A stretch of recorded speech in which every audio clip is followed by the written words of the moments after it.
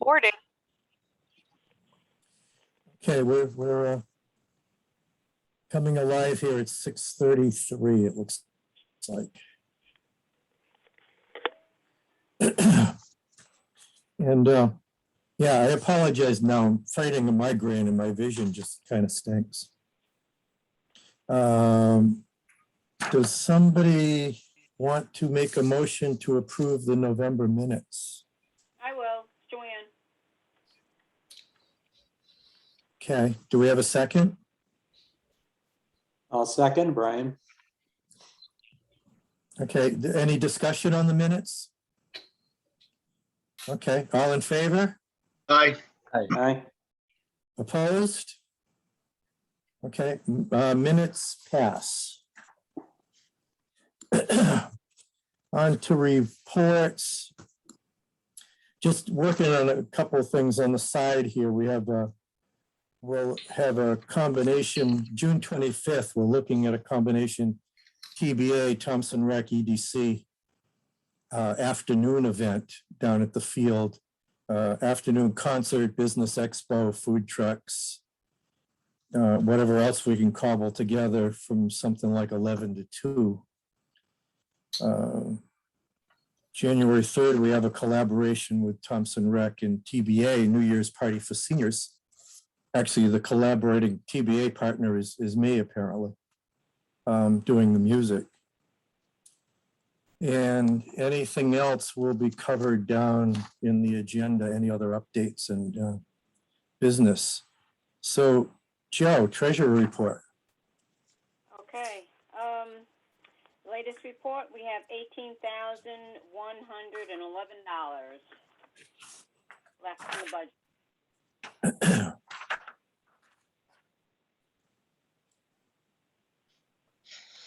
Okay. Any questions on the budget report? Did everybody see it? I'm good. Okay, well, moving on. Update on businesses. You got the update. We had 4 new businesses in the mailbox this week. A to Z Industries. It's an alarm business. Sully's Bar and Grill. If that address doesn't look familiar, that's the location of Cindy's Four Corners Restaurant. Yep. Yep. So that'll be, well, Bar and Grill. Schroer Scientific Illustration. They create scientific and medical illustrations for remote customers. Sure, what's involved in that, but and then A Romantic Time. They're selling antique and vintage jewelry online. So yeah, I was happy to see 4 new businesses anyway. Yeah, there's actually going to be another one. I don't know if they did their trade name yet, but it's they came in the P&Z with old Four Corners. The old. Yeah, that's what he was just mentioning, Brian. That second one, Sully's Bar and Grill. Oh, is that the one next to St. Joe's?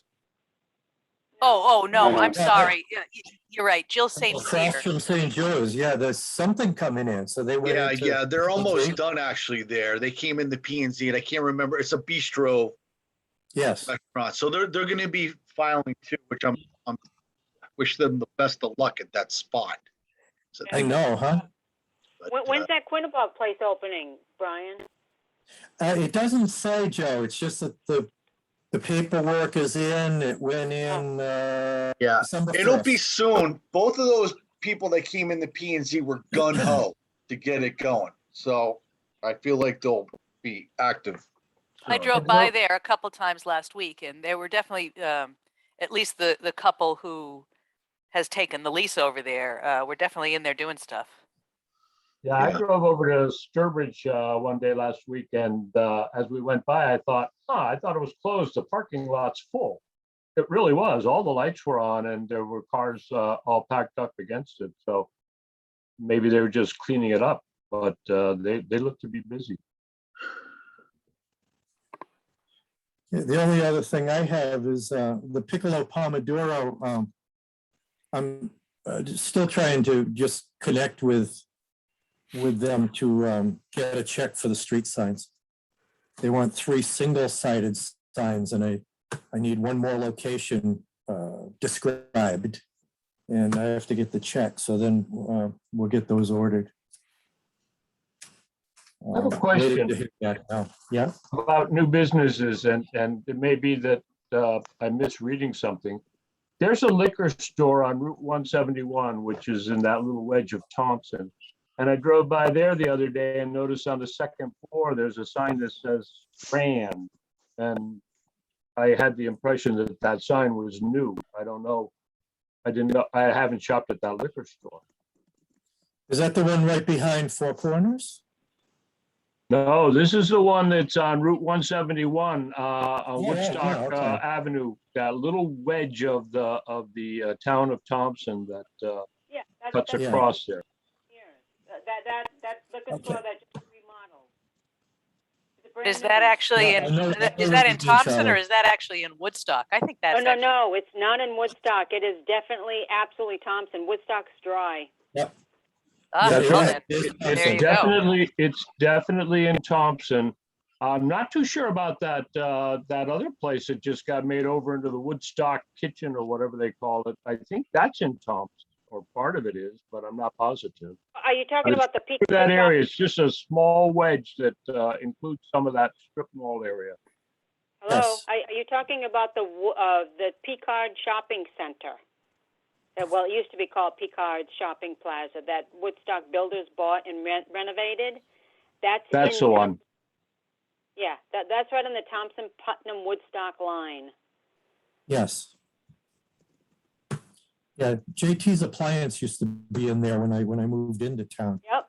The They were Village in Restaurant that used to strip. be there. Hicks's Real Estate used to be there. Yeah, that's how I found out that it was in Thompson, because I visited it back 20 years ago. Yeah, well, they don't have package stores in Woodstock. I did not know that. I never didn't gave it know a that thought, either. of course. That's one of the. Yeah, That's one that's of the something old- we had to know. Yeah, well, if you want booze, you don't buy it in Woodstock.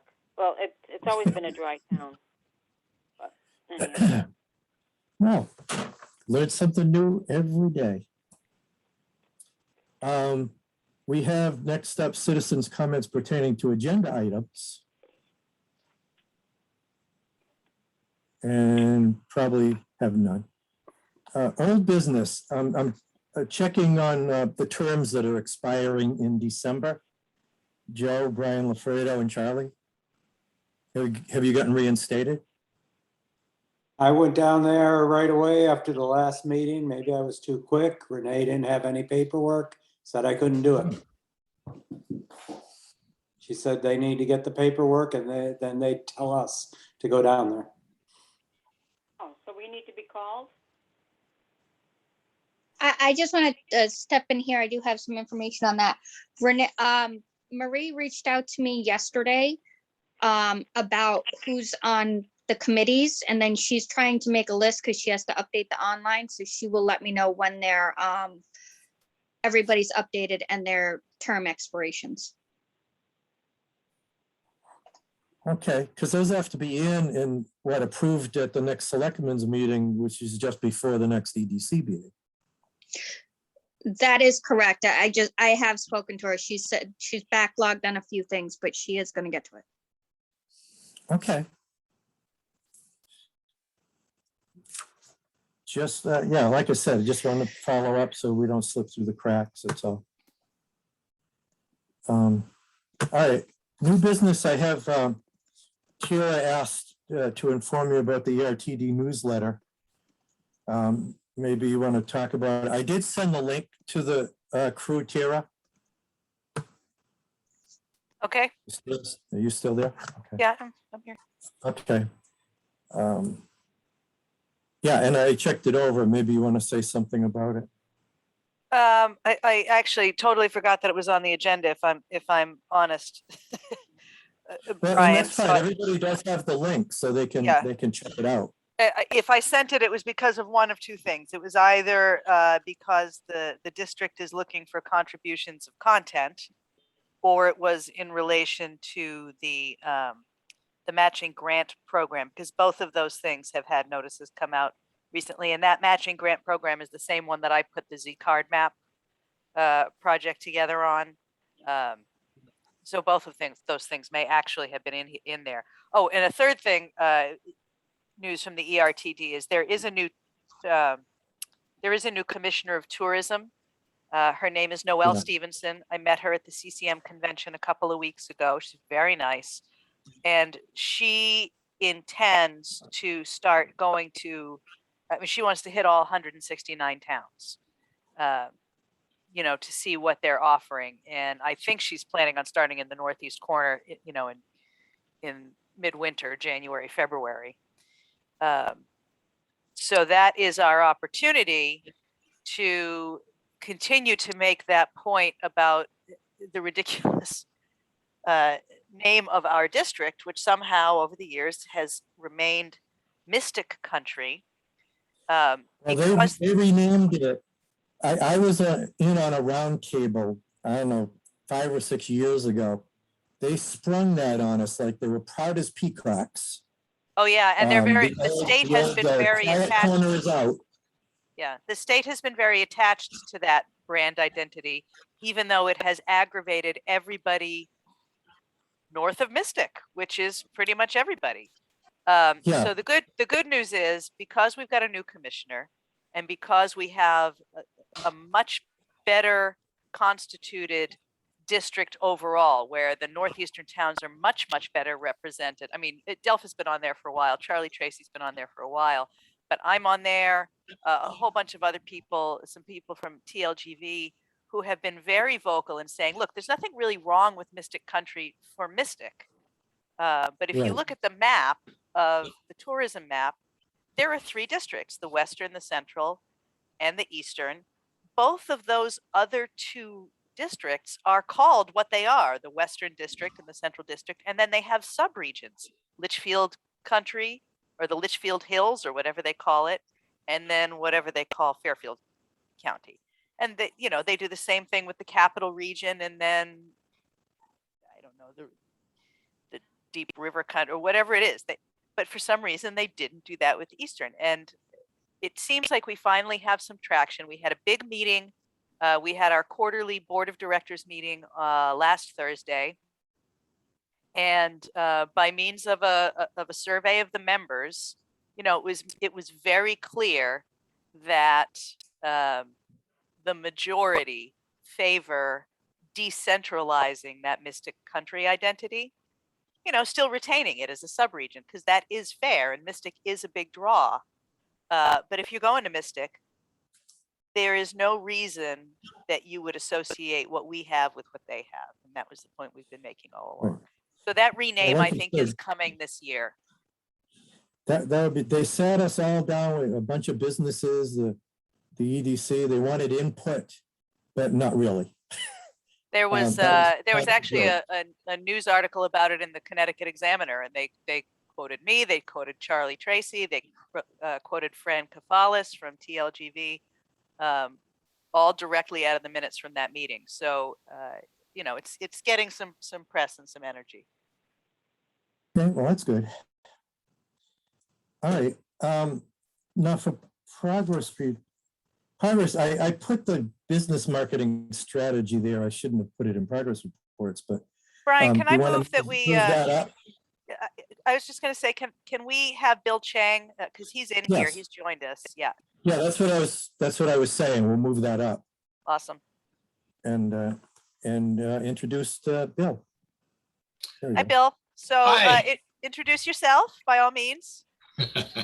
I'm Bill Chang. I'm a realtor. I former owner of a J Garden, Putnam, Killiney, and Plainfield. So I live Northeast since 1984. I don't know, is it Joanne Hall is a realtor? That I am. Yes. So probably we bump in. Okay. Yeah. Let me introduce myself and say that I'm why I come up to you. I thank you. Invite me to explain that why is marketing, the commercial realtor marketing, what we're doing. We host a monthly meeting in different towns within Windham County. So from town to town, it's a promoter and what is going on, what is some town official, that I'm looking for. So that is look like the platform for the realtor, developer, or any different trade profession, come together. So what we need is a support from EDC and town. Is I would like to ask, so show your support as we come together and say that, so how easy, developer or, say commercial realtor or realtor come to the project, to the town, say one-stop service. So my background, also I'm currently the EDC vice chair and with the Northeast Health Department, say for 10 years, many years ago. So probably, say 10, 15 years ago. So I done my 10 year with the chamber, say 9 years as a board member. So I'm not stranger in Northeast. I love Northeast choir, character, here before that I moved from Boston, before that from Hong Kong. So I would like to see my last year in business, to see, Thompson is a part of the, say commercial realtor meeting. So I really appreciate that, say your time is a really good respond to my, request and email. I did talk to Amy, first select woman, Amy. We know each other because of restaurant business. We know each other well. So I mentioned that, say the Thompson is because it's a border to, Massachusetts. Right now, the Worcester is a booming, so their resident, say take a train, go to Boston. And then, so Thompson, what's going on Thompson? Because as I know, is a Thompson is residents most go to Massachusetts. And then, from Plainfield down, the Griswold, they go to Norwich down to EB, even to Mystic. I listened, I catch up you earlier, you're talking about Mystic Village, Mystic, tourism. So many years ago, I brought it up in a meeting, is to talk about, say, why Thompson area, we talk about that, say gas station, tour stop, in Thompson from Massachusetts borderline. If you remember that there's many years ago, we mentioned about it, so budget, that's a killer in by budget, so I would like to do is say, hopefully, say we set up one meeting at next year, May, and somewhere in local and invite, the EDC and town official come to attend the meeting and support and open the welcome statement, they say, with the say all attendant. Because we have a few months down the road, and then we can send out the invitation to Massachusetts or surrounding realtor who is interested to come to the Thompson and Northeast corner, so that's the number one, goal, so number follow up is say how we make from town to town, and then so from Thompson, town of Thompson, maybe we host it in Putnam, the Putnam, Killiney, and Plainfield, and Windham. Last month is this month just passing, the December we just finished the Windham one. So and Griswold, we did it in the Griswold, so before the COVID-19, so quite often we just do Zoom meeting. But now is that we start, the in person. We try to stay away 6 feet, and then with the allow, say ton of the host town, allow us to go in. So we start the business in person, So basically, say we do some as a program. Is a bring up the what is going on. The major focus is what's going on in the town. And how you attract and promote the business, so know who you are. So that's a number one, and number two is a networking.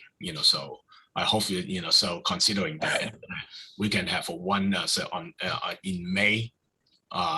So we line up next month is January is in Plainfield Town Hall. So always try to keep the first week or second week Tuesday morning, 8:30 to 10. And then so sponsor bring in the coffee and pastry, So that's we need somewhere to host and ask an official attend, and then so that's we start from there. Any idea or exchange project, so we would like to hear that, so what's going on. Okay.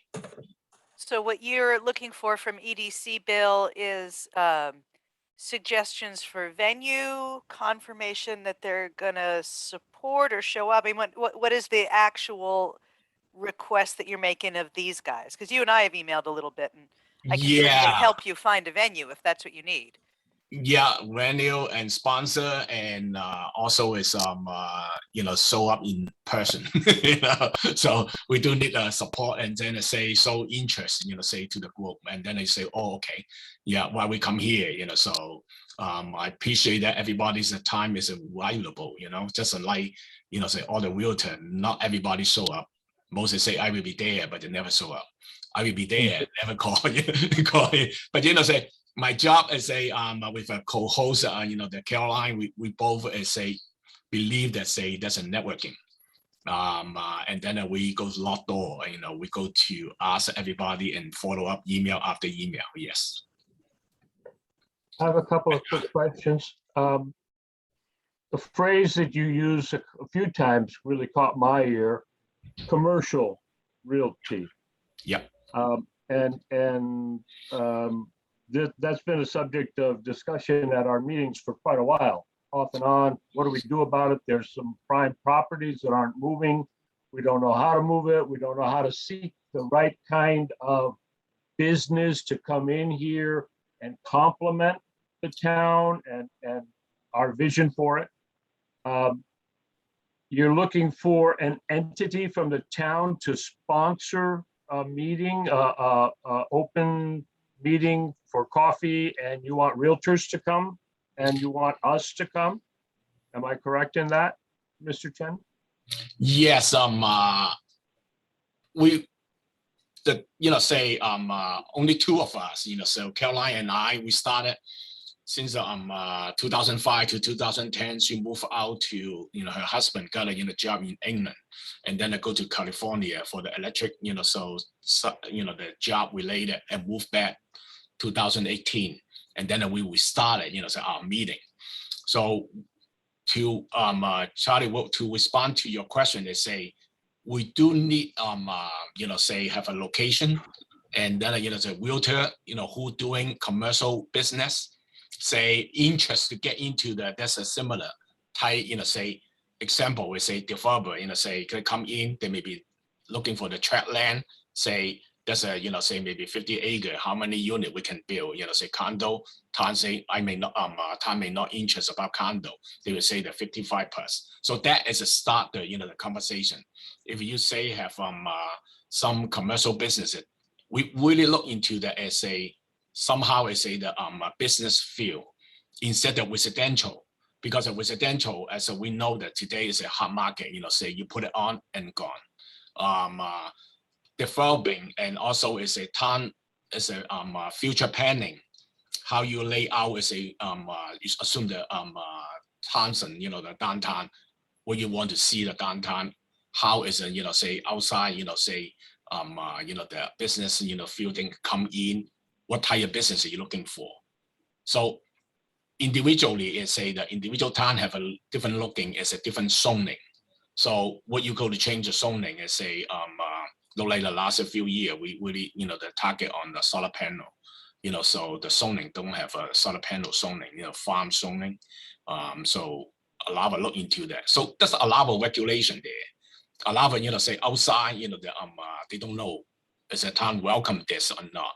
So networking is an explanation, is and know-how is the first step to start. And then go back to the sponsorship is any business that can sponsor. And, so we would like to see that some is doing related to commercial, look like the local banking. They do commercial lending because they have a better interest to look into that.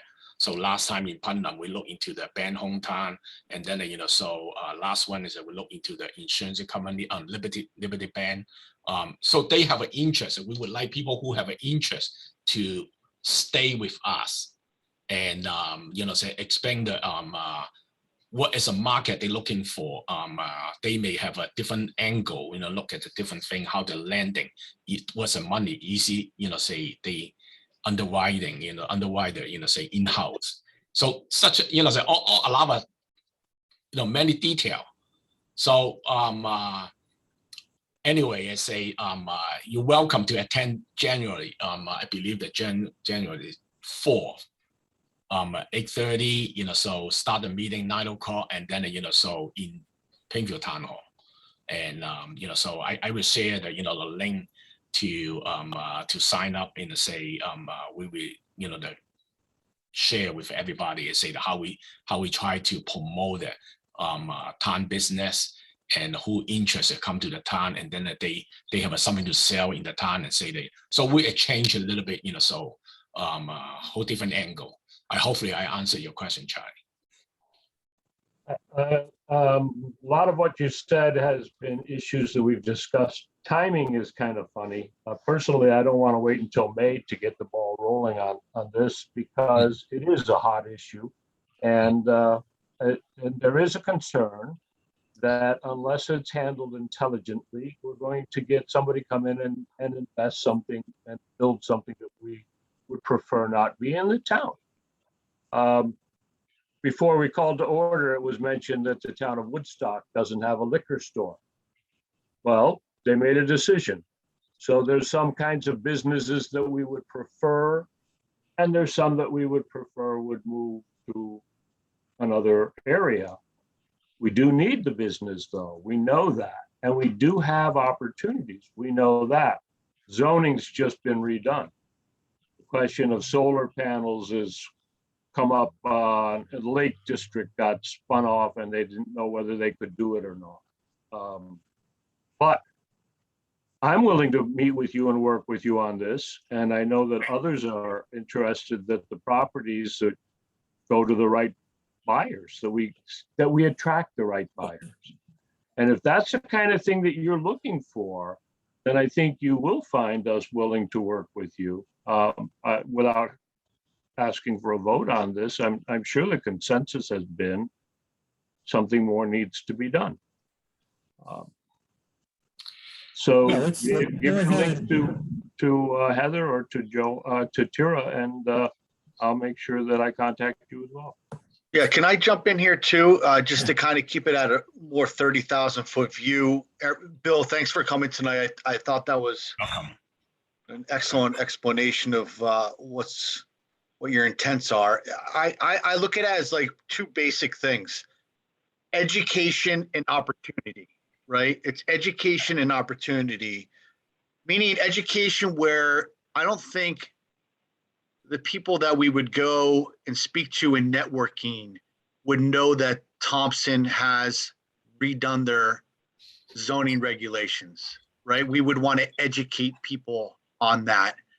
We would also want to educate people on available commercial property and other, I'm just going to keep it real high here, other property and opportunities as well. And that will present opportunities for people to come in and evaluate things because why? They're not educated on it. And any type of networking is better than zero networking. And we actually are going through, we've been talking pretty much every meeting now about marketing strategies and how do we take advantages of local business and come up with a plan on how to market that and educate people. So there's other opportunities there. So I would love to be a participant in your meeting. I'm sure others that are in this group would also welcome that opportunity, and just keep us posted on those meeting times because we want to be able to come and talk to those people and network as well. Thank you. Thank you. Yeah, Bill, I'll try to make a point to go to the January 4th thing in Plainfield if you send me the link. Okay. Yep.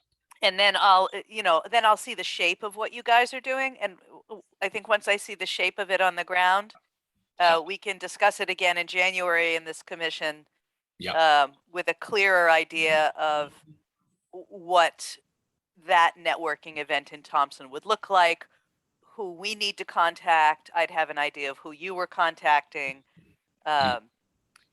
because all these guys are right. These are the kinds of things we talk about, but haven't necessarily had the bandwidth to create that kind of networking opportunity ourselves. And I would suggest that that's a topic you should include. Uh, since Dan's on vacation, I can't ask him as president of TBA, but as vice chair of TBA or whatever your role is with that, if you could make a note to yourself on that to bring that to that membership, we can discuss it in that January meeting as well. Because that to me seems like, the synergy between the groups that we always talk about, but who's taken the first step. So in this case, Bill has taken that first step for us. So thank you. You're welcome. Yeah, my pleasure. And in terms of some of the topics we're discussing, there's folks on here who are also on other town committees and commissions who can speak directly to some of those things. Like the zoning, Santos is on Planning and Zoning Commission and was a big instrumental part of that regulations rewrite. And that rewrite was done not entirely, but in large measure to make the development of our downtown core friendlier, simpler, easier to follow, and enabling infill development, right? And mixed use development. And that's what really sort of jazzes me from a planning point of view. So it's a very good mix here. Joanne, as you noted, is herself a realtor. Yes. She's on the out there. TBA. Yes. Yeah. So there's a lot of crossover here. Lafredo and Obert are both very active on our trails committee, and that ties into some major efforts that we're undertaking to improve, enhance, and market our trails. I'm sure you would agree that all of those things work together. Yes. One more point. I think that Brian Lafredo will agree with me. We're both retired now and we don't want to lose value on our property. And unless this town moves in the right direction, we will. Nobody want to lose the value. But by the way, Bill, I'll also give a shout out to your place, which I know you no longer have an interest in, Jade Garden. They make great mapo tofu. Oh yeah. Oh man. So some of the better mapo tofu that I've had, actually. Yeah, 30 years in business, time to go, So my wife say, if you don't sell it, and then the business, I still own the property. So if you don't sell that, say I lock the door, that's a difficult, to keep the, good employee, so that's a time, so time to go. Yeah, I'm 17, 18 years in the real estate business. So in fact, I say, I do like to stay in Northeast quiet corner, say we are peace and quiet. Go back to the Thompson and say the Thompson is really quiet, so Mary Apples, my older daughter, says study in Mary Apples, and she got married in North Thompson, so it's what's the fancy, wedding place, the Thompson. Lord Thompson Manor, and I'm quite friendly with Andrew. So I'm thinking that either that or Anya is the place we want to approach. Yeah. And because the manor does not do weekday events, that might be easier for them. Yeah, I gotta find say maybe Rachel Johnson sponsor that I don't know, you gotta talk to her so, or you gotta come up some idea so yeah, attend our January meeting in Plainfield. I send you the contact information, and then so we welcome all to say your free time, and then attend one, and at least that what we're doing. The best of that is say no charge. We don't make any dime from there. We just hook up. Say connect all the network information, and see how's it work with the town and commercial profession, or so other field. So we try to make a connection. So we start from there. Yeah. Thank you all for your time. Thank you for coming in, Bill. It does sound like something we want to at least talk about. Yeah. Okay, so I sign off. Thank you. Happy holiday. Thanks, Bill. We'll talk soon. Yeah.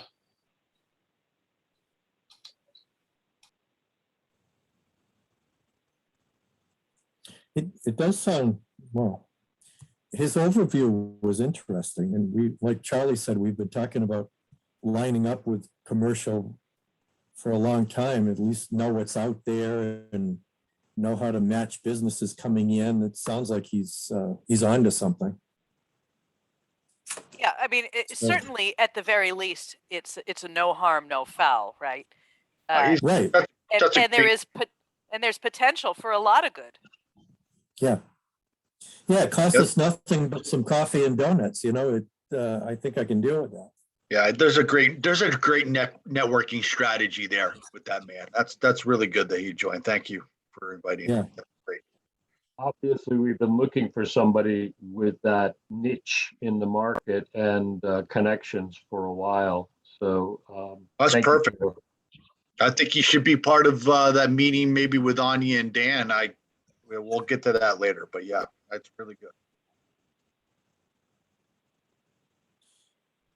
Okay. So now we can back up to grant applications and updates from Tira. I didn't break them down, Tira. I just threw it in a single agenda item. Yeah, that's fine. So the ones that are currently in the wind that we're waiting on are, of course, the Connecticut Deep Recreational Trails Grant.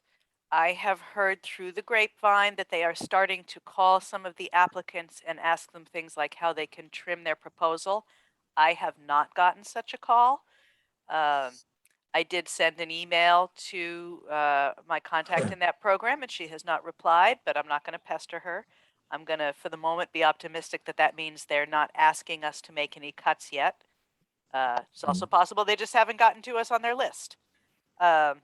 So as far as I know, they are still on their timeline to announce the awards by the end of January. And as I've said all along, I'm highly optimistic that we will get something out of that. We have 155,000 and change of ARPA money, plus about 45 grand in kind value from the Historical Society. So that made our match contribution 200,000, give or take, which means with a 4-to-1 potential ask, we asked for 800,000 on top of it. So the whole cloth program, soup to nuts, would be about $1 million of work. That's if they give us everything. Maybe they'll give us a 1-to-1 match. A 1-to-1 match is kind of awkward in that the piece that we would want to do after the recreation of the turntable, which for reasons we don't need to go into here, has to be the next step. We would have wanted to be the parking area, but if they match us 1-to-1, I will tell you that $155,000 will not get us a parking lot there, at least not to the extent that we have requested or described what we want to do. So we'll just have to see. Something will happen there next year. 155,000 worth of work, 300,000 worth of work, $1 million worth of work. I don't know, but we'll find out. So that's that one. The other one that is currently in the wind is a grant that I submitted as the lead applicant of the town, which would be a pass-through to the developer for 929 Riverside, and that would be a $2 million award for environmental cleanup. Again, we are extremely optimistic that we will receive a significant portion of that request, if not the whole thing. DECD is neck deep in both philosophical and financial investment in the work that's been going on around 929. And they've been very supportive and helpful to us in terms of trying to refine that application. So again, I think the notification period on that is around January, give or take. Although I will note that big state grant programs do often run late.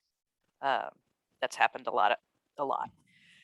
So the third really biggie is the one that I am currently working on, and that is the one to try to leverage a significant portion of the ARPA award into an additional roughly $1 million from the state. That grant is called the Connecticut Communities Challenge Grant. Um, when they first rolled the program out in the summer, I was again really bullish on it. I was sort of reading between the lines, and what I thought that I was reading was that they were desperate to give towns money, and that pretty much any town who put in a reasonably competent application was going to get $1 million. I could go in the whole reason why I thought that, but it doesn't really matter. So in the meantime, they've actually released the notice of funding availability and the application. The way DECD creates their applications, the kind way to put it is that they bake in a lot of contradictions and inadvertent barriers to achieving the things they want to achieve with their programs. And I am trying to work my way through that. I had a pretty good brainstorming session with Janet and Bernie and Steve Lewis last Friday to try to see if we could sort of crack some of the logistical puzzles of the way their questions are phrased. We did okay. I have sent quite a few moderately testy emails back and forth to DECD, essentially telling them that they kind of cocked it up. I think other people also believe that, but may or may not have been as aggressive in telling DECD as I have been. Coincidentally, at the beginning of the month, I was out of the office at a bunch of conferences, the CCM conference and a big economic summit in Hartford, and a third one that doesn't really matter. And at those two big conferences, I ran into the commissioner of DECD. And when I say ran into, what I mean is I ran up to him and cornered him and sort of started laying these ideas out. He was very receptive. We've emailed back and forth a couple of times. I have an appointment with him 2 days before this grant application is due to visit Thompson with me and walk around North Grosvenor-Dale so that I can show him exactly the kinds of structural challenges that these towns are facing and try to make it clear to him the kinds of contradictions that are baked into their applications. Now, realistically, do I think David Lehman is reading these applications? I don't think he is. I think that there's staffers who read that. But I still think it's worth the exercise to do that. There's also going to be a second round of that same grant, although I have other plans for that. That's all a long way of saying I'm cautiously optimistic that we might get some funding, but I am not as positive that I will. And what I've proposed, to be clear, in this application is Thompson's putting in $1 million, roughly, and that $1 million is going to cover a certain number of activities, including the upgrades to the water treatment plant, which has already been voted on. Well, we're going to do that regardless of what we get the grant or not.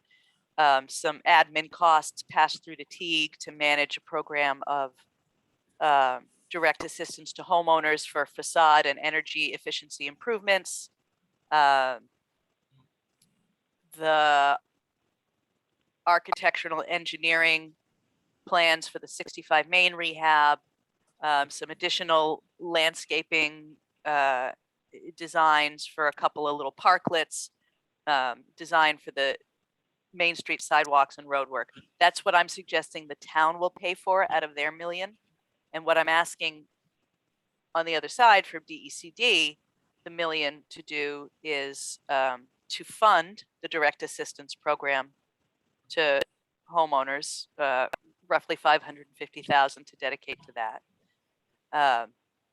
To fund the renovation construction of 65 Main, as we have proposed it as some form of small business support center, final programming TBD.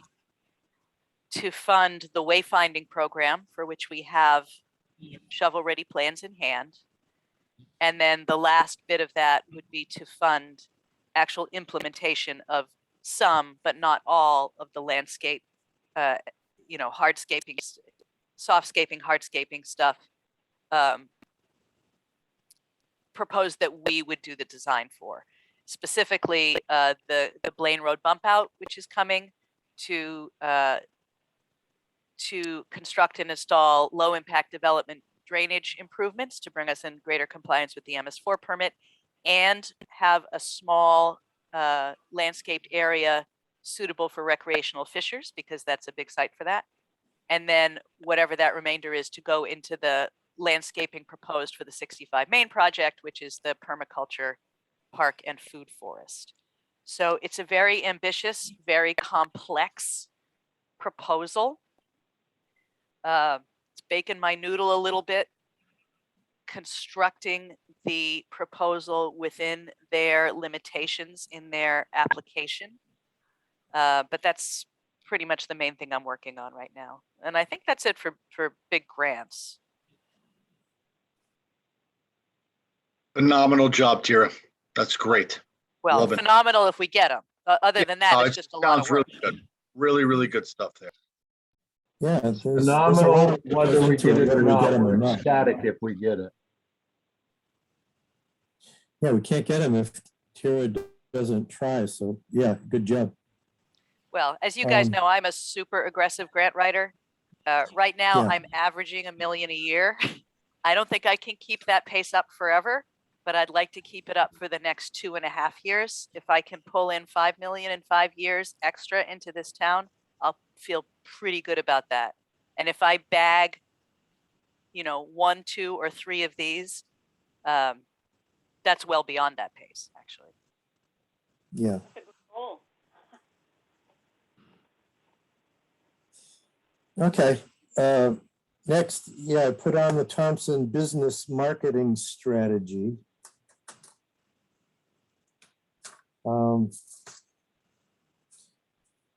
Yeah. Sorry, Brian, I was muted. I haven't done anything with that. I apologize. I've just been busy with stuff. So I will get to that. And that's okay. I mean, I read over, Tira had done a markup, I'm looking for it. Yeah, Of the original. And I was looking and kind of rewording some of the questions. And we kind of targeted this for the beginning of next year anyway. yep, So yep. if people want to look over the questions, make their comments, you can send them over to me and I can compile. And we can, get back to this in January. Yeah, let's target finishing up the questions next meeting. And then maybe after that, make some decisions on inviting Dan from Milltown or Ken from Anya to evaluate those questions and kind of kick it off like that. All right, so let's target wrapping up the questions, at least to the best of our abilities. It will be a living, breathing, changing document, which is fine. But let's just try to target that. I just want to toss out Andrew's name again as a third in that tripod of local Yep. businesses. I'm really working hard to keep cultivating that relationship. We're very friendly. Yep, totally and, fine. And I am, I've mentioned very casually to him, that as much as I love his business and all of Ken's businesses, what I don't love about some of what they're doing up on Thompson Hill is that they are all inward facing. That all those properties that they're buying up for B&Bs and spas are not really truly open to the public. I mean, some of them are sort of going to be open to the public, but it's not like you could just dial up on a whim and say, Yeah, I'd sure. like to book this room, right? Yep. And Andrew came out to my gig the other day and he was going on and on about how great the stomping ground was. And I said, yeah, funny. There's nothing like this in Thompson, Andrew. Yeah, well, that's true. That's true. Well, there's gonna be an Well, Irish maybe at pub moving in 929 we can have that. Maybe at 929. Yeah. Well, he's There been was a talking about a room. brew pub all along. So I think Yes. that there is that possibility. Yep. Yep. So anyway, just, to keep it a triad, Yep, I think sure. those are 3 good choices and thoughtful Yep. guys, all of them. Yep, that sounds good. That sounds great. I use a different word. And Andrew was one that aforementioned round table. He and I were the verbal ones about this Mystic Country garbage. Oh, he where was we at that lost too? all of our character and identity. I didn't realize he was at that too. He was. We didn't get to say much because other people just kept jumping in front. But anyway, that's water over the West Thompson Dam. Website notes. The only thing I noticed is that we hadn't included Heather as an alternate, so I asked that she be included, and that's been done. Yeah, I was So, gonna right. give some notes on the website as soon as I can get around to it. I just haven't. I've mentioned that before. Yeah, well, like I said, it's just stuff that you could happen to notice when you log in. Just maybe Yep. an omission or something that hasn't been updated. Not Yep. major changes generally, but Yep. just to keep us honest. Yep. And current. The 11th Village update. I'm still waiting. I've contacted Mike Joyce and still we've been communicating email, which is very slow. To see if he can take over the facade work that Dave Eddy was supposed to do, and also a couple of repairs, including one of the doors. So I'm gonna either try to get him to connect to Dave Eddy or have us do it for him, but right now I'm waiting to hear from Mike again. Do you have anything else, Tara? Not really. Just reiterating what I said at the TBA meeting last week, which is that, you know, I still believe at this point that the path to success for that project is going to run through a partnership with EDC, TBA, TEAG, and the high school. So creating that stakeholder meeting, I think, should be in our early 2022 order of action.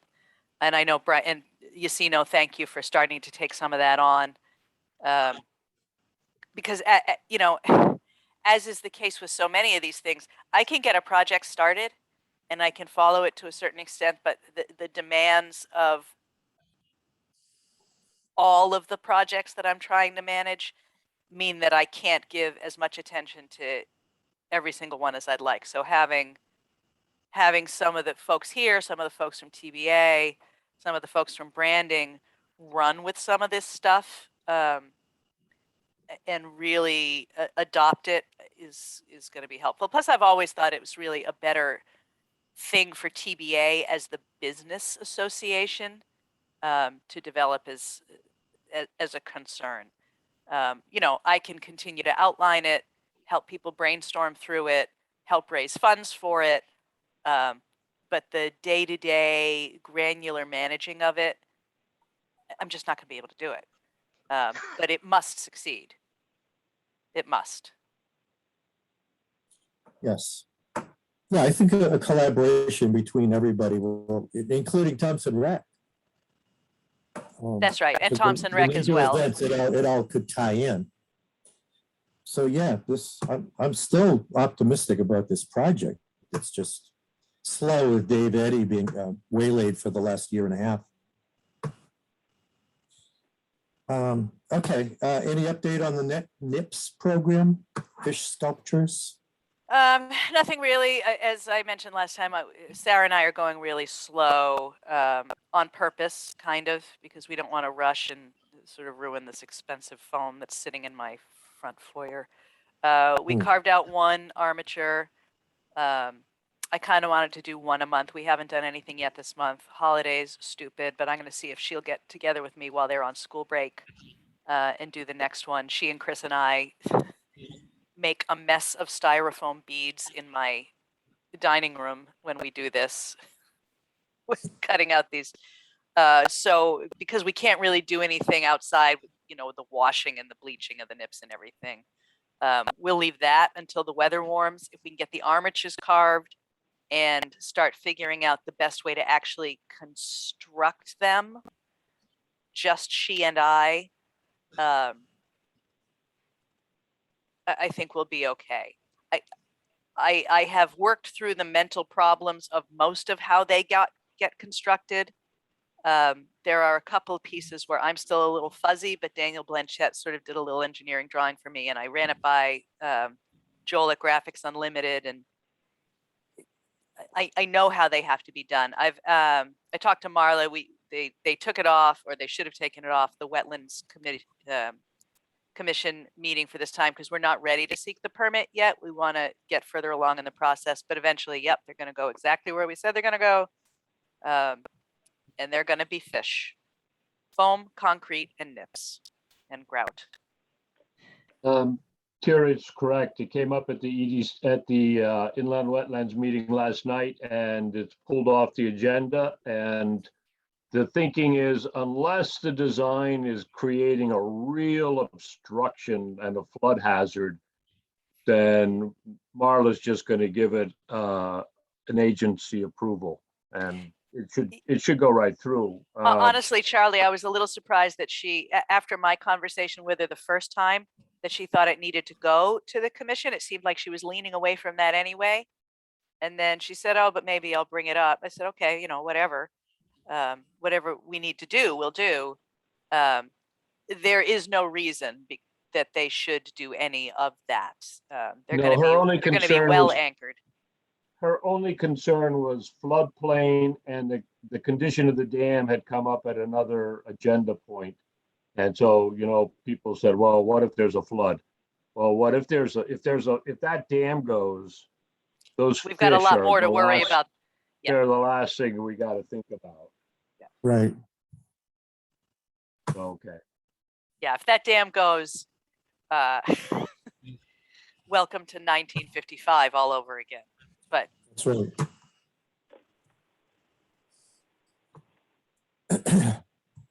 All right. Brian Santos, do you have any update on the solar project progress? I do. I have very good news. So the building committee has approved the solar project. The selectmen have approved the solar project. And this past Monday, I went to the Board of Ed meeting in the auditorium.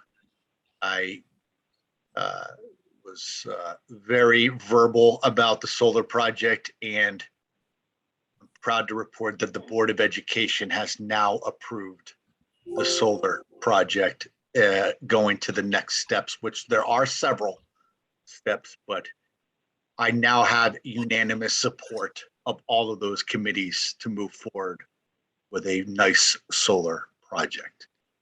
I'm just curious, Brian, and without dropping any names, or did anybody give you any grief in that on Monday?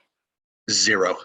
Okay, good. There was Good. some very legitimate questions, which I told them when I was in citizen comments that I know it's unorthodox for a citizen, myself was the citizen, to field questions with the Connecticut Green Banks given the presentation, but I was very vocal, and everyone on the board, without naming names, did direct questions to me.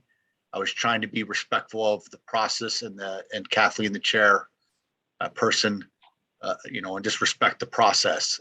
But there was very good engagement, very good questions. All of the questions were clearly satisfied, and it was a unanimous approval.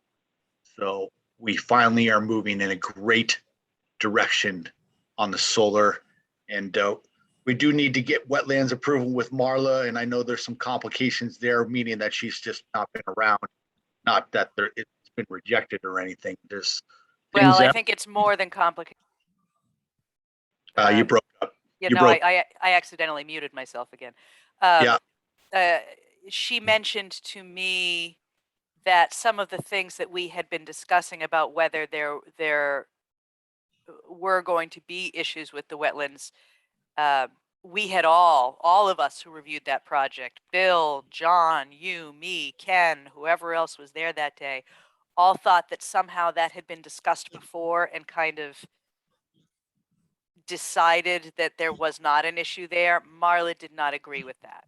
So I I just- don't think there's going to be no friction there, but that doesn't mean that it's a hurdle that can't be crossed. Yeah, sure. All I want is, and John's been trying to go down there, and I just told him to call me when she's available because I know her schedule's restricted right now. I'm more than willing to have that face-to-face conversation with her and see what can be done because, as you know, this has been a discussion for 3 years. There's been a lot of meetings, and I'm just hoping it can move in the right direction now that I have such. I shouldn't say we have such support of the project, right? So anyway, I think that's something that we can hopefully cross and work out. So yes, very good news on the solar project. Cool. Do we have any other comments by commission members?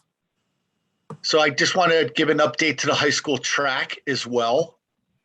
The high school track has now received all of its preliminary geotechnical subsurface reports.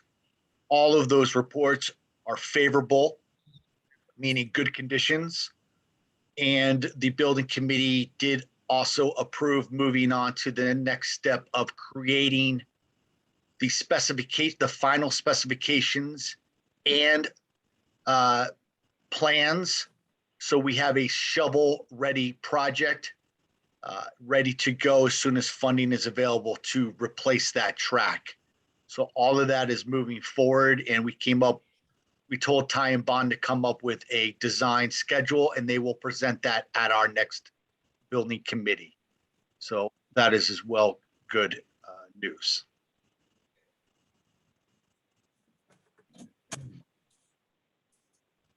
I have a comment. Last night we heard that I guess planning and zoning is working up a new set of regulations or completely rewriting the subdivision regulations. And in light of the fact that shortly before the last election, the process that they undertook resulted in write-in candidates and a lot of furor in the town, I personally want to be able to read and comment on the changes that are proposed, since it sounds like the entire subdivision regulation is going to be proposed. And I also will comment that 2 properties on Aquatic Reservoir are trying to get a permit approved, 2 separate permits to put up a solar collector, which I believe will have 2 concrete posts into the ground and then a panel. The first one will be visible as you're crossing 5 Mile River heading, I'm thinking heading east. It'll be on your left-hand side at the dam, and right there will be a big panel. And another one is going in somewhere else. I don't remember the exact details. Discussion came up that when the P&Z regulations were rewritten, the Lake District was created, and solar panels in any way, shape, or form were not discussed. Yeah, Charlie, Now I it seems- can clarify Now it that. seems that if it's not no longer by right of the owner, if it's not in the regulations, it can't happen. So somehow or another, there's loopholes that I think we as a commission need to be concerned about. It does impact Charlie, the economic development. Yeah, let me interrupt you because Cindy brought that to my attention the other day. I can tell you how that happened with the solar. That was an error of omission.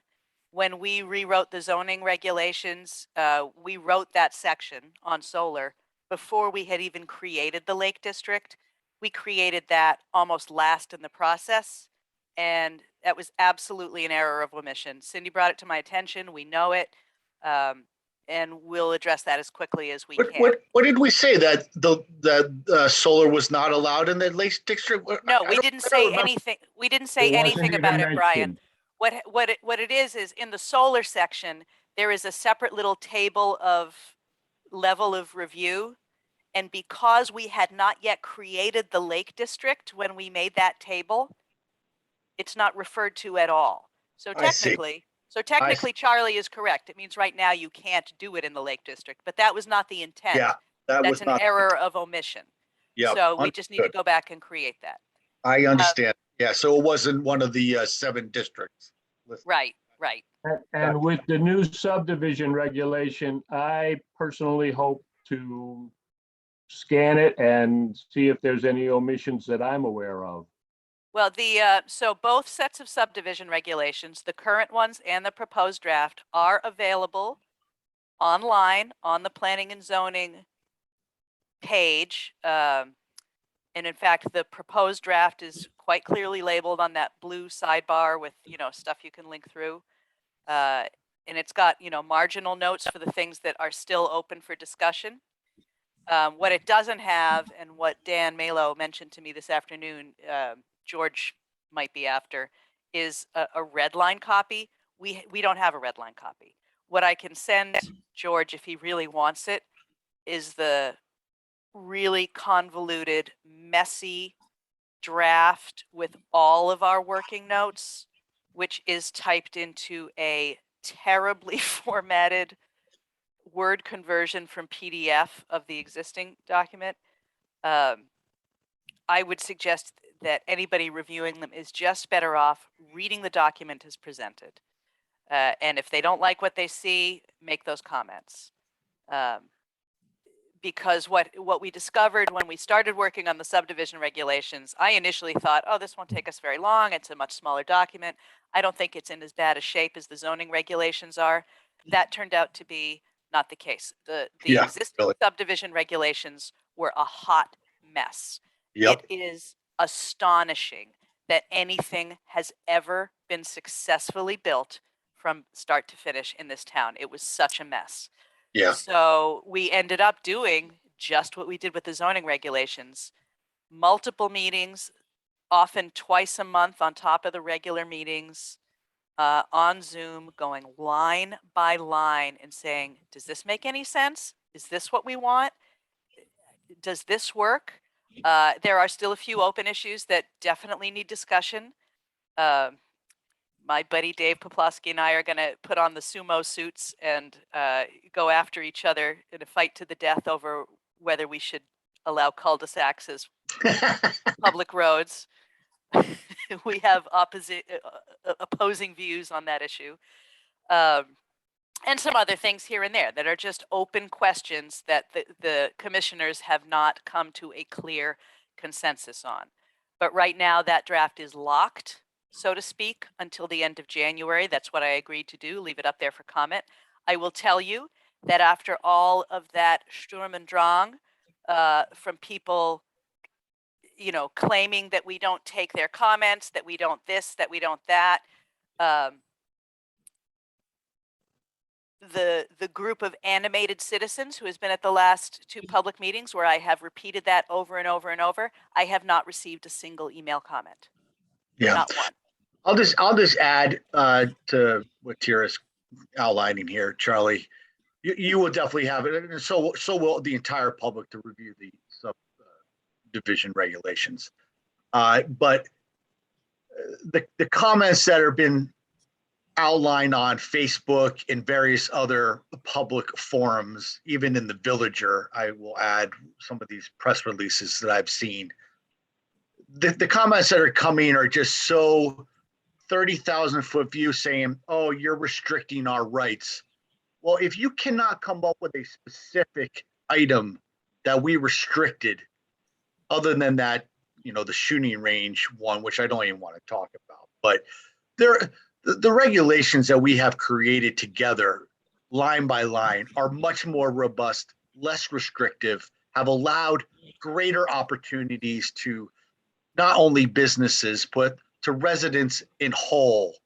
I would encourage people that are saying that we are restrictive to go read the regulations and then come back to us and tell me where specifically we have made it more rigid, because I will bet money that they will not come up with one item, not one.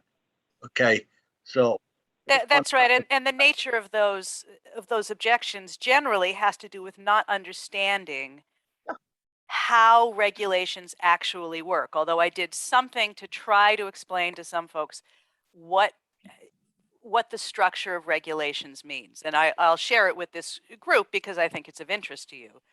So the question came up, and it was a legitimate question. Somebody legitimately wanted to know, why is it that there is a line of text, and I'm vaguely paraphrasing here, that says, essentially, if a use is not described as permitted, then it's not permitted. Why is that the case? Cindy and I actually both thought that was a part of state statutes. It turns out that's not the case. But I asked our land use attorney, what is the purpose for this? Because it's definitely in the vast bulk of zoning regulations across the state. And the response was, there are two ways that you can construct your regulations. One is the permissive model, and that's what Thompson has. And in the permissive model, you describe everything that's permitted, and therefore, if you haven't described it, the assumption is it's not permitted. In Thompson, we go a little bit further. We included some safety valve language precisely because we know that we can't anticipate all novel uses, right? 20 years ago, who would have thought that there would be pot shops, right? So we have a little safety valve that says, if you propose a use that the commission finds is in keeping with the intended uses in the district, blah, blah, blah, essentially it becomes a special permit. That's the permissive model. The prohibitive model, and there are a handful of towns that follow this model, describes only the things that you can't do, and the de facto understanding is that if it's not described, you can go ahead and do it. So here is why, and this is the really important piece here. This is why the permissive model is both more flexible and more protective to the town. So take what we were just talking about with the Lake District thing, and that we missed the solar, right? And to some extent, these examples are imperfect, right? Because you can't get a perfect example of something that was unforeseen, but this is as close as we can get to an actual issue. So somebody brings to our attention that we left something out. Well, right now it says that you can't do it, but we've got this safety valve language. In the short term, you can go through a slightly more complicated process, but we can add it, right? We can go back and add it. But if it's something that is maybe questionable, maybe not like solar, but pot shops, the commission can discuss it and say, all right, do we want to permit this? Is there demand for this? If we permit it, what are the conditions? So it allows you to slowly add to your allowable uses. That's the permissive model. That's what we have. In the prohibitive model, if you fail to anticipate something that then comes along and gets added as a use, you are out of luck. That use will always exist. You can prohibit it going forward, but once a use is established, that one always becomes essentially grandfathered because there was nothing that. So the example that I used in the last planning and zoning meeting is our friends, the paintball people up on Hagstrom Road. They came several times before the commission and tried several ways to get a permit to do that. And the commission actually started out somewhat sympathetic to them. I said, well, you could try this, but they just were never able to meet the standards. In the meantime, while we were trying to help them, they were flagrantly ignoring the fact that they had not been given permission to do it. And all of their neighbors hate it, are angry about it, complain about it all the time. So in the permissive model, which is what we have a certain amount of enforcement ability. We can send cease and desist letters. Over time, if things get really bad, you can do things like liens. Nobody really ever does that, but you could do it. And importantly, it creates a paper trail if somebody takes a civil suit. If it was the other way around and we had the prohibitive model, we could ban every paintball operation here on after, but that first one would always be there in that neighborhood because we wouldn't have anticipated it. And if you look at the towns that have prohibitive model zoning, the things that they've banned are like nuclear power plants and glue factories and slaughterhouses, right? It sets up an entire world of potential lawsuits, of people suing their neighbors for doing things that they don't like. So that prohibitive model, which sounds better to people who don't like the idea of writing out regulations, protects way fewer people and is way less flexible. So those are important things to keep in mind when people say stuff like, oh, they never talked about, you know, chickens before. Well, the fact that they never talked about it before means you couldn't do it before. So now we've talked about it and we've described the path under which you, as a respectful neighbor, can keep chickens, right? That's the difference. Make sense? Anybody need any more clarification on that? Sounds good.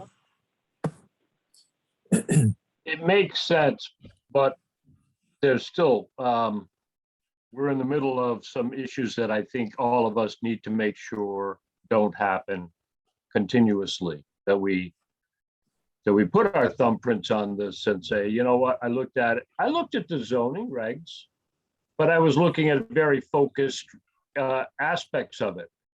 And I might have missed something even with that. The point about the rifle range never came into my thinking. I know farmers nearby here that have their own private shooting ranges. I know it. I've seen them. But yeah, that shooting range thing, Charlie, is a whole separate ball of wax, and that issue is as dead as doornails as far as anybody involved with the commission is concerned. By the way, to the disadvantage of all the people who were agitating for the result that they got.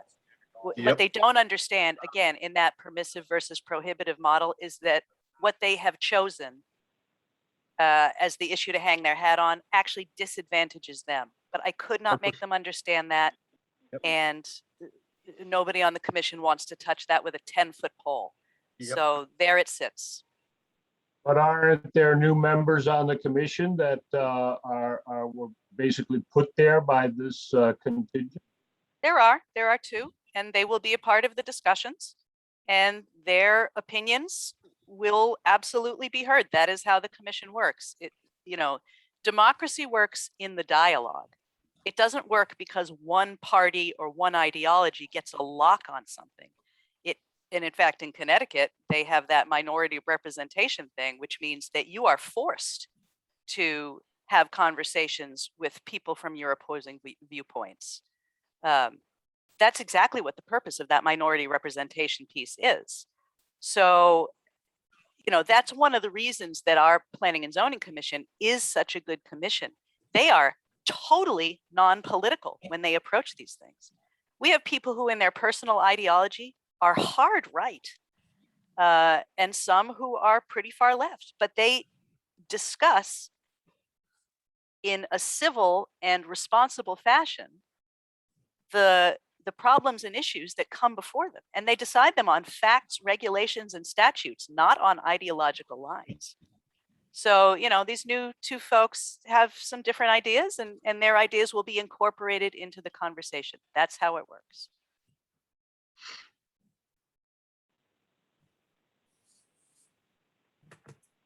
Okay, do we have anything else? Any other comments? Well, it's just wrapping up Turkey Trot. We had our wrap-up meeting yesterday. It went really well. Good suggestions for next year. So putting this year's to bed. The actual final numbers still aren't available because we're still waiting for the last bill. And I don't have the latest thing from Brian Levency. The last one I had, I don't know if I told you guys or if it was from another meeting, but it looks like we're going to be pretty close to 11,000 after expenses. So Teague will be getting close to 5,500, almost 1,000 more than they got in 2019.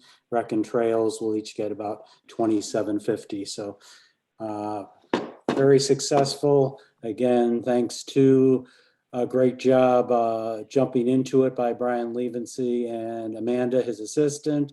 Tara was invaluable with a couple of connections she gave me. Brian Santos, just with his doubling of his contribution. Everyone really pulled together after our COVID year, and I'm pretty excited how it came out. And I think next year, assuming there are no changes in personnel involved, it's going to be even easier to do a more successful event, although weather is always an issue. We got a lot of luck with the weather this year, so. Just wanted to report on that. I did have a question we discussed last night. We were talking about restaurants and real estate a little bit around town. The old schoolhouse in Mechanicsville that was for sale. I haven't seen a sign on it. What's going on with that? That was sold as a private residence. Really? So it's not Yes. going to be business. Did anybody hear me? Somebody's moved into it. Hmm. Point. Hold on, the- Charlie. Charlie, Joanne's trying to say something, but she's very faint. Just speak up a little, Joanne. Oh, okay. Is that why nobody can ever hear me? Because I've tried to say a lot of things, but That's much better now. Oh, okay. Yes, it's residential. It was listed as a commercial or a residential property, and someone bought it as a residential. So I would love to see what they've done to the inside. Yeah, me too. So Yeah, I was it's not. hoping that would be another restaurant or something to fit in with that whole corner with Anya and yeah. Riverside. Ideal, because Go ahead. it used to be a restaurant years, but before you moved to town, it was a super duper, really sweet restaurant. Before Bernie bought it, And actually. isn't someone was- doing a banquet thing on the other side of that intersection in that barn? I thought I saw an application on PVC. Anya for is that. expanding to have I know an addition. Anya's expanding too, but I thought there was the barn going towards the dam. I thought they Yes. were applying for a, Oh, I yeah, think they're it's doing another wedding venue thing. yeah, if because if that's a the one I'm great thinking. corner. So I thought if that brick building turned into a restaurant too, that would be really awesome to make that a centerpiece in all four corners, but oh It well. was, and it was, as Joanne says, it was a delightful place. They called it Simple Elegance, did they call it? Simple something, but Yeah, it was really a ladies' place. I mean, nothing against you yeah, men. but they made nice sandwiches and they had tea and Oh. and They called it a desserts. tea room. I knew what to They do They with called it a tea desserts. room. I Um, was getting a lesson on it today, talking with the seniors down at the community center. Point of mark your calendars if you're interested. The first Saturdays of each quarter, the Trails Committee is going to try to get out and do a work project, mostly along the airline trail at first. We've got some really good tools. We've got the trailer. We've got everything except volunteers. And we're going to try to pencil it in so it's that way and it becomes the thing, the first Saturday of each quarter. Hey, Charlie, I already sent pictures to John. I don't know if we want to wait that long, because on both sides of Lowell Davis, within my sight from the street, but I did walk to one side of it, both sides have trees blocking the trail. How big? It's like the top of the tree, so it's not, it's a big enough tree, and it's blocking, like on the sand dam side, the ATVs are already driving around it and digging up the stone dust over there. So it's not a big trunk that needs to be cut up, but it's a lot of branches, because it's that top part that's fallen down and is on the trail. You sent pictures to John for the Yeah. Facebook page? Okay, Yeah, John. they'll Petty. probably be gone quick, but we'll see. Okay, I want to, hope everybody has a good Christmas, Hanukkah, whatever you're doing this season. Mr. Chairman, may I just make one point for you and Heather to add to the January agenda discussion of the Eastern Connecticut Land Bank? They are going to be looking for financial support from towns, and I have suggested to them that I will bring that up in our budgetary discussion. But I'll give you the whole schmear at the January meeting, because it's like everything else. It's complex, and I don't want to take that time tonight. Okay, noted, and I'm sure Heather's doing a really good job, by the way. She's trying to keep me honest. How hard could that be? It's a work in progress. But, on that note, if we're okay, I'd like to adjourn at 7:57, and Merry Christmas. Merry Christmas, everybody. Happy New Year. Friggin' have a great time. Have all the good Stay holidays, healthy. kiddos.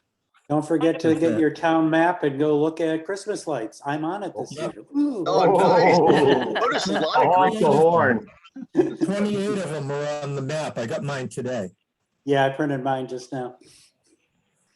All right, Merry Christmas, everyone. Hey, Good night. Merry Good night. Christmas. Happy New Year. Happy New